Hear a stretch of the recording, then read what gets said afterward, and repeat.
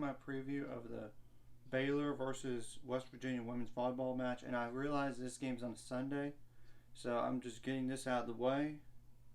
Baylor is now 18-4 overall, 7-2 in the conference, with that win over Oklahoma 3-1 last night. So that's definitely huge to get that win because they needed to find a way to stay tied at least for second place in Big 12. Now, as for West Virginia, overall they're 7-15 overall.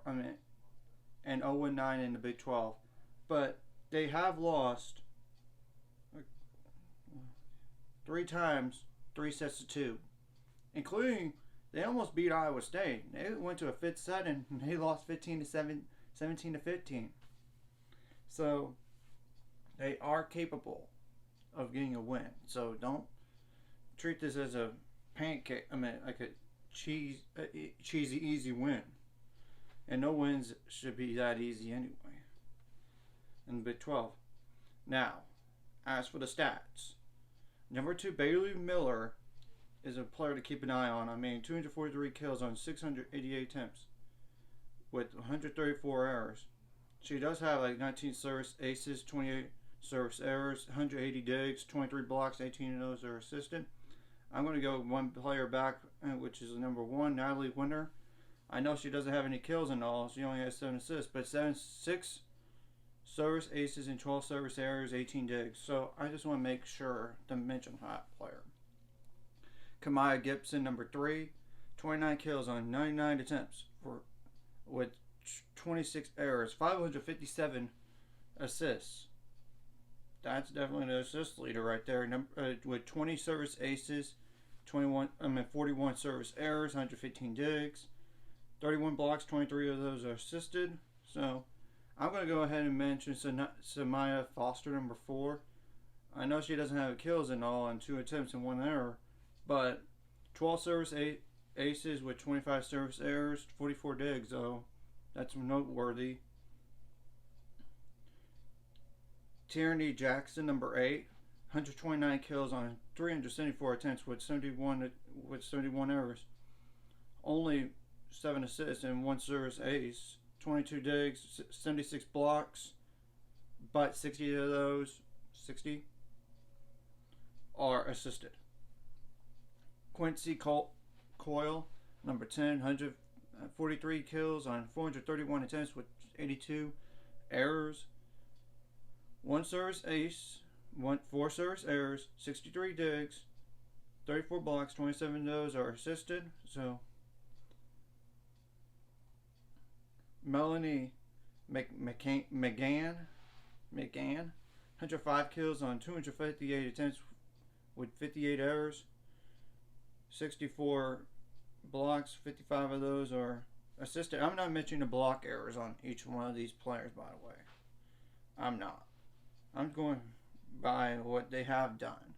Sure, they have errors and blocks too. Don't get me wrong. They don't. They do. So, okay.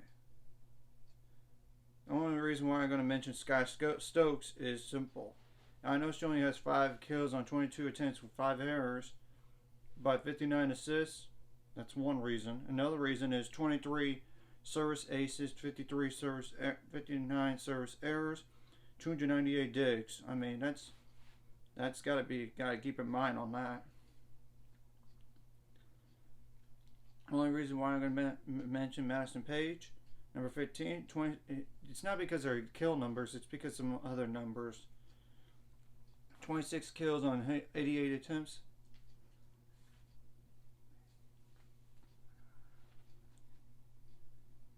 With 29 errors. 21 blocks, 18 of those are assisted. Brianna Teets, with number 16, 39 kills on 221 attempts with 18 errors. 16 blocks, all of those are unassisted. All of those are assisted. I'm going to go ahead and mention Adrian L, number 18, 243 kills on 714 attempts with 119 errors, 201 assists, 18 service aces, 4 service errors, 168 digs, 56 blocks, 45 of those are 45 blocks, but 32 of those are assisted. So that's the last player to mention in terms of blocks and kills. But there are a few others. I like one more player, because I'm not going to mention one player that's only played 8 sets this year. I'm not. And that's Jordan Schilling, number 24. I know she only has 4 kills on 16 attempts with 2 serves and with 2 errors, 25 assists, but 16 service aces, 14 service errors, 181 digs. But I'm going to actually go back and talk about like Kristen McBride, number 21. I know she hasn't played at all, no kills on the year, but 1 service ace, 3 service errors. I already went through the roster once on this team, but if you want to check the roster out and see what position they play, I'll put that in the roster in the description below.